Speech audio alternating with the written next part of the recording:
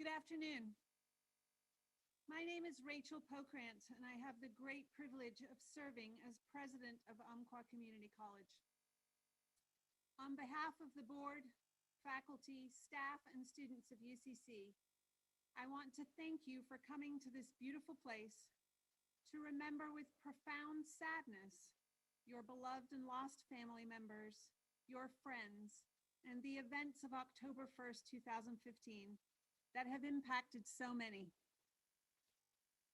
Those who lost their lives, those who carry physical scars, and those who carry scars of the heart and mind, we are here with you.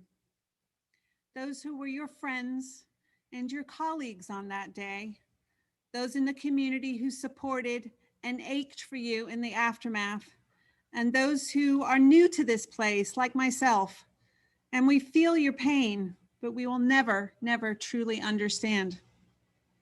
This is a time for all of us to acknowledge our feelings and our loss.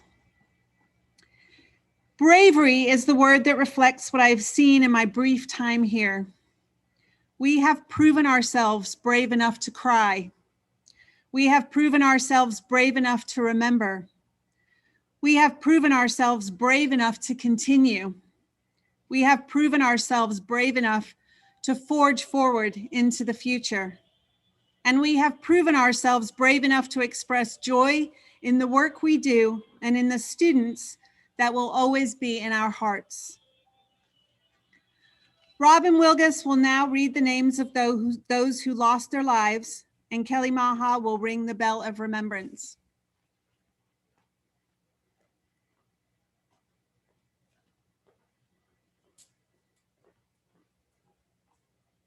Thank you, ma'am. You got it.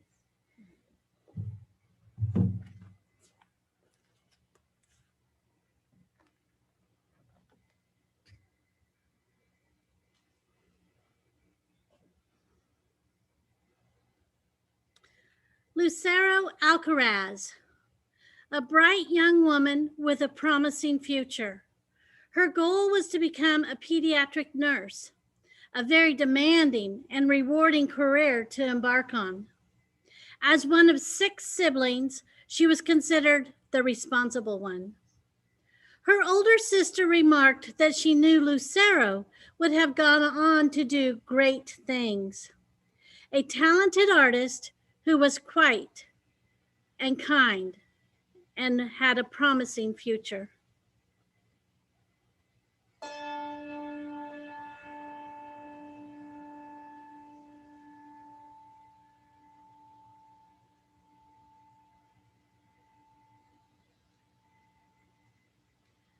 Trevin Taylor Anspaugh, a young man who stood out in a crowd and was looked up to by others as he brought out the best in those around him.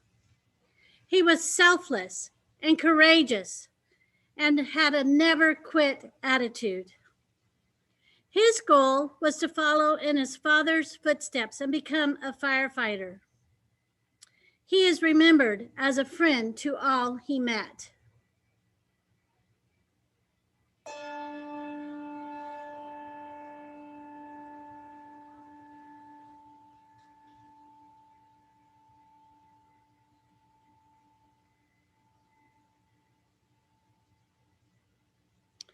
Rebecca Ann Carnes loved softball, playing all 4 years of her high school career where she excelled at the sport.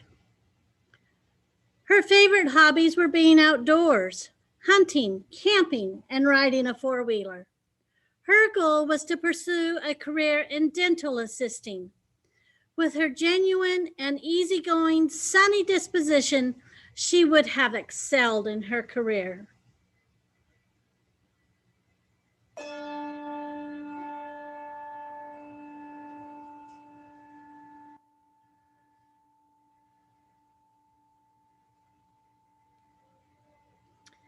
Quinn Glenn Cooper enjoyed theater, martial arts, and karate.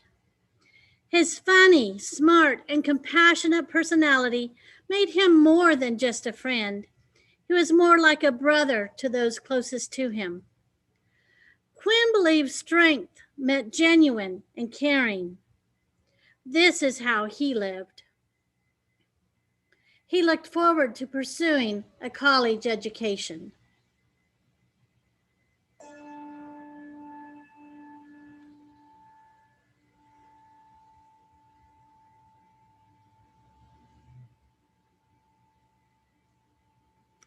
Kim Deets, her sense of adventure and tough spirit brought her to UCC, where she became a familiar face on campus, always smiling. Kim took the campus life with a gusto, quickly becoming involved with student government. Her love of family was second to none, and she was quick to share that mothering gift to creatures large and small, and was known to quickly calm most creatures.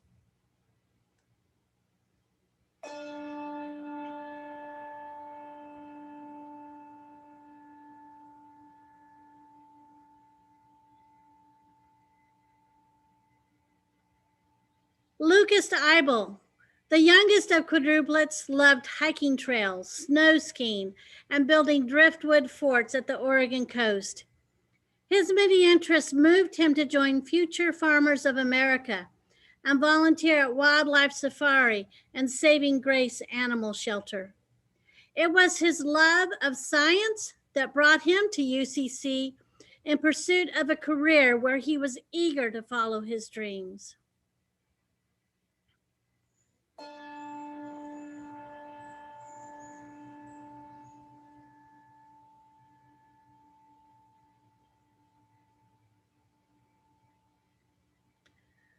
Jason Johnson.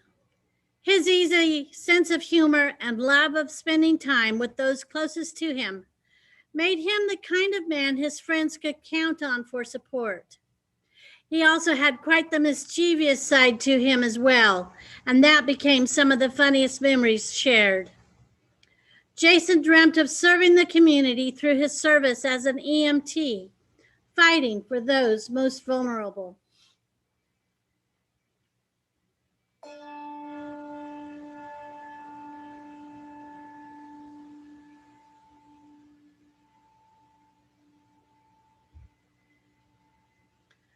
Serena Dawn Moore, with a ready smile and caring heart, spent much of her time caring for others through her church. A mother who warmed the hearts of her family with her sense of humor, had a passion for animals. Through her strength and determination, she planned to open a business bringing animals and disadvantaged people together.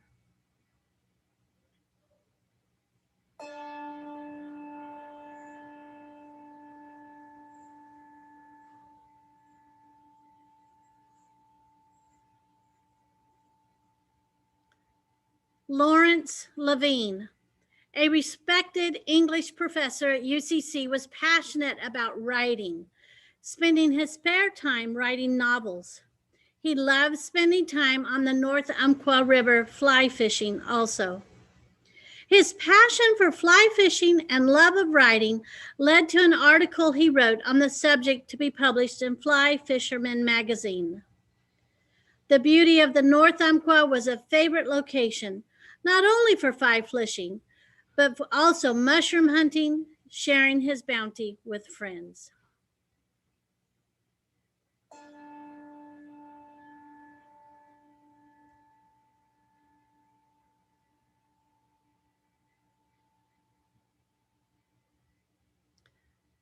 Please join me in a moment of silence.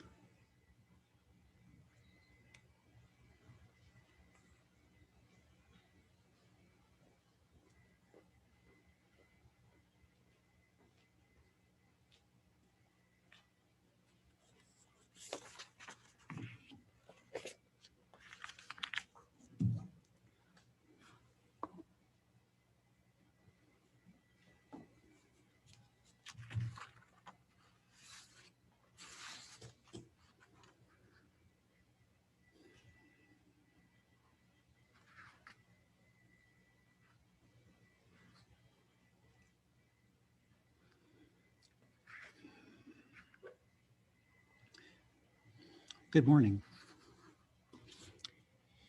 My name's John Blackwood, and I teach in our cybersecurity department at UCC. This is my 16th year here, and I just feel really lucky that I get to come here most days of the week. Those who commit heinous crimes do so for a variety of reasons. Studies about this inform us that these people are often filled with hate because of actual or perceived wrongs directed at them. The hate and damage these people unleash leaves us damaged in ways that cannot be easily understood or described. The weekend after the shooting occurred on our campus, I spoke at the evening event held at the Stewart Park and said that this was not the defining moment for UCC, the community, and most importantly, for the families who lost family members just a few days prior. All of us gathered at Stewart Park that night, lit a candle and held it high and comforted each other the best we could. Do you remember that? A lot of you were there. I will never forget the sight of all those candles and the power of the crowd that night.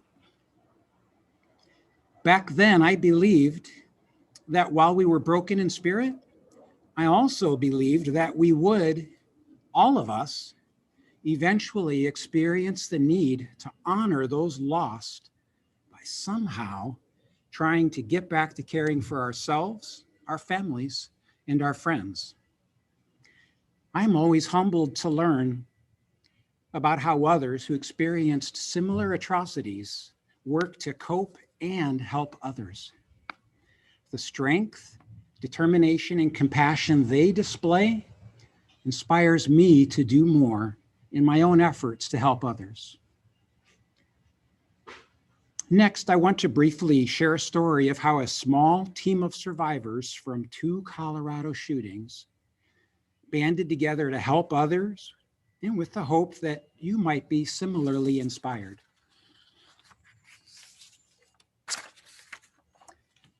Columbine survivor Heather Martin, now age 39, was driving home from work on July 20th, 2012, when police and fire sirens sent her into a panic.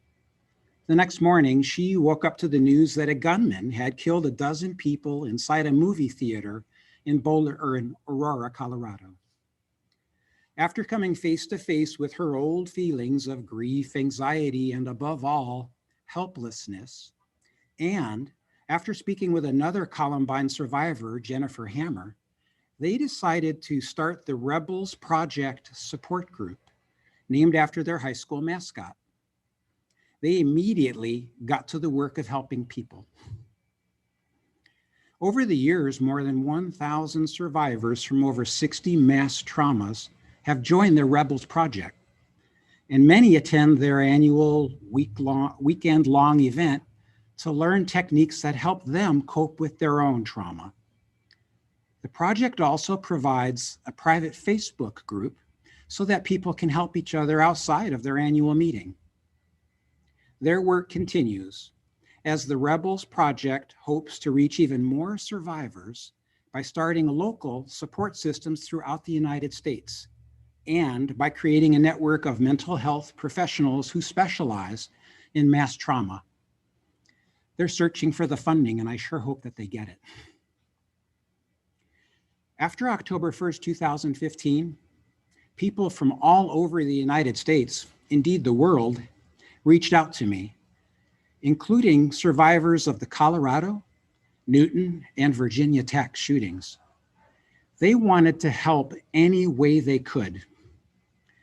I was stunned that people could experience such a horrific event and still mobilize themselves under a spirit of fellow feeling and love. And their goal was to help others. I had never experienced anything quite like it, and these unexpected kindnesses made me want to do something to help my community.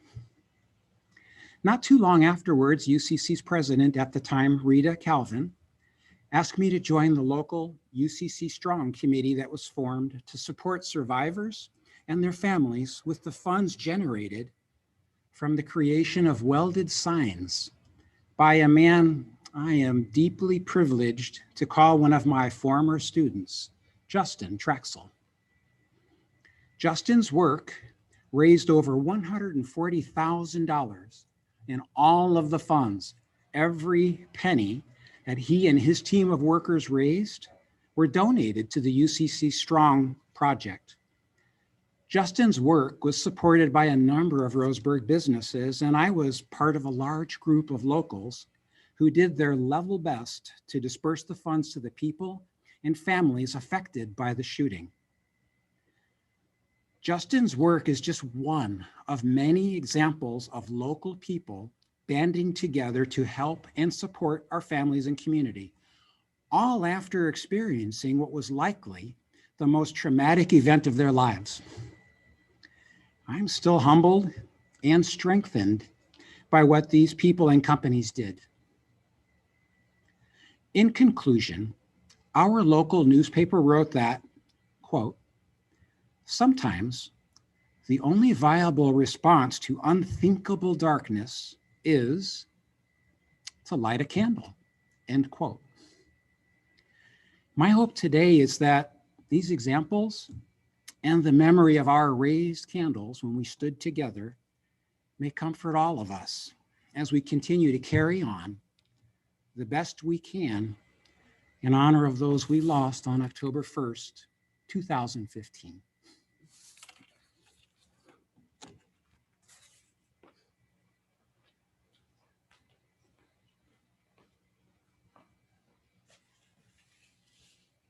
Thank you for your brave words, John. UCC is proud of your brave commitment to continuing to educate and create community in this place. No act will ever, ever take that away from us.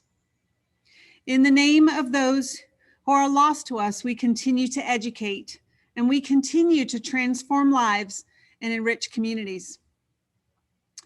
As we conclude the program today, I invite you all to go in small groups to spend contemplative time at the recently completed Memorial Overlook. This place is a lasting, beautiful, contemplative place to reflect upon the dear lives of those who are no longer with us and the joy they brought to all of us. The campus hopes that it brings you some small comfort. And please feel free to spend more time in this spectacular setting, showing love and care for each other. Thank you so much.